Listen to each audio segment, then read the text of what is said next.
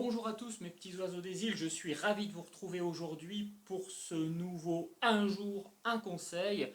13e jour, 13e défi. Aujourd'hui, de nouveau, j'ai couru mes 3 km. Et je me suis rendu compte aujourd'hui en courant mes 3 km que j'avais progressé considérablement comme j'avais pu le faire hier. Et je me suis dit, quelles sont les raisons qui m'ont permis de progresser face à l'adversité, face à la difficulté. Et j'ai trouvé 7 raisons qui m'ont permis de performer après un an et d'arriver où j'en suis au niveau de mes runs. Et je me suis dit, dans les couples, comment se fait-il, quelles sont les causes qui font que dès que des premières difficultés arrivent, dès que l'adversité se présente, on abandonne, on baisse les bras. Quelles sont les raisons? Et j'ai trouvé 7 causes qui sont clairement identifiées, que j'ai également pu observer, que j'ai lues dans différentes études et que je vous partage aujourd'hui. La première cause, c'est une mauvaise connaissance de soi-même. On ne se connaît pas assez. On ne connaît pas nos réactions, on ne sait pas nos sens les plus développés, nous ne savons pas ce que nous voulons, nous n'avons pas de connaissance de nous-mêmes. Donc comment pouvoir évoluer au sein des couples sans une mauvaise connaissance de nous-mêmes? Deuxièmement, nous n'avons pas une bonne connaissance de l'autre. L'autre, c'est notre partenaire. Combien de temps passons-nous à essayer de le comprendre plus que de le juger?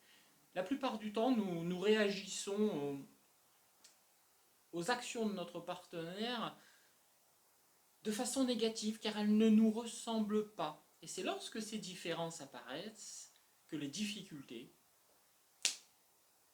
nous font abandonner.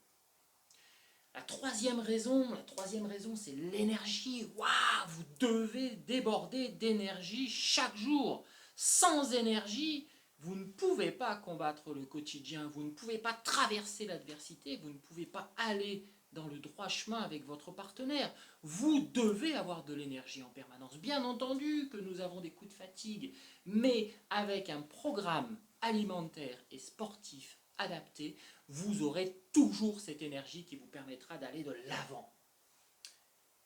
Quatrième point aujourd'hui, c'est l'engagement. Quand on s'engage à faire quelque chose, on s'engage à 110%. On va au bout des choses.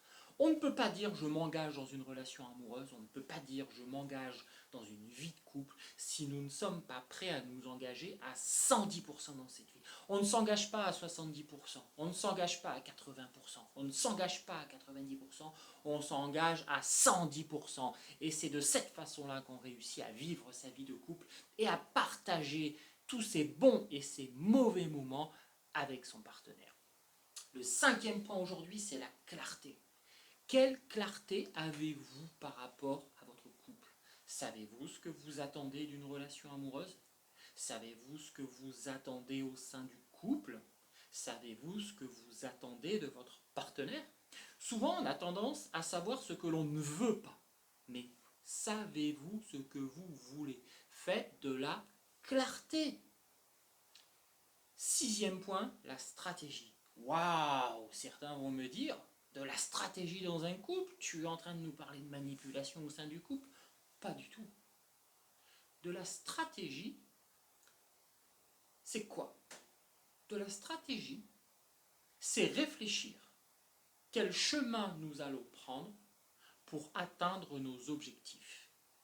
Bien entendu, pour avoir une stratégie, il faut avoir de la clarté. Vous n'avez pas de clarté, vous ne savez pas ce que vous attendez dans le couple, alors vous ne pourrez pas avoir de stratégie.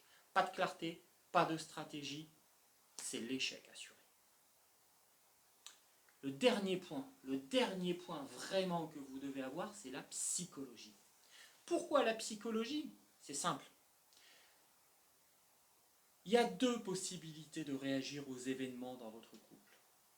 La première, c'est de réagir négativement, de se dire, il y a un problème, ça ne va pas, on n'y arrivera pas, c'est trop compliqué. Vous êtes dans une psychologie négative, événement égale problème. Si maintenant vous travaillez votre psychologie, vous pouvez raisonner différemment. C'est-à-dire qu'à chaque événement, vous allez non plus raisonner en problème, mais en solution. Quand un événement va se produire, vous allez d'abord voir le bon côté de cet événement, puis si une difficulté se présente, vous allez la surmonter, car vous allez chercher les solutions et non plus vous focaliser sur les problèmes. Voilà, je voulais vous donner aujourd'hui les 7 causes qui provoquent souvent ces ruptures dans les couples parce qu'on n'est pas assez engagé, on n'a pas de connaissance de soi, on n'a pas de connaissance de l'autre, on manque d'énergie, on manque de clarté, on n'a pas de stratégie et on a une mauvaise psychologie. Vous voulez progresser dans tous ces domaines, vous voulez éviter que ces causes nuisent à vos relations amoureuses, nuisent à votre vie de couple, alors vous vous inscrivez en cliquant sur le lien ci-dessous à la masterclass du 14 mai 2020 où je vais vous expliquer comment faire pour que ces 7 causes ne se produisent pas dans votre couple et comment mettre en place des points positifs et non pas négatifs qui vont le renforcer. Vous pourrez également cliquer sur le lien au-dessus ou en dessous en fonction du support sur lequel vous regardez cette vidéo pour pouvoir visionner notre programme Love Success. Deuxième session démarre le 8 juin 2020. Les inscriptions sont ouvertes en premium, en élite ou en excellence. Vous pouvez choisir votre degré d'implication. Ce programme va vous permettre de réussir à bâtir et à vivre une relation amoureuse saine, harmonieuse et durable. Voilà, je vous donne rendez-vous très bientôt dans ce programme. Je vous attends à la masterclass du 14 mai pour qu'on puisse approfondir ces sujets. D'ici là, prenez soin de vous, mes oiseaux des îles.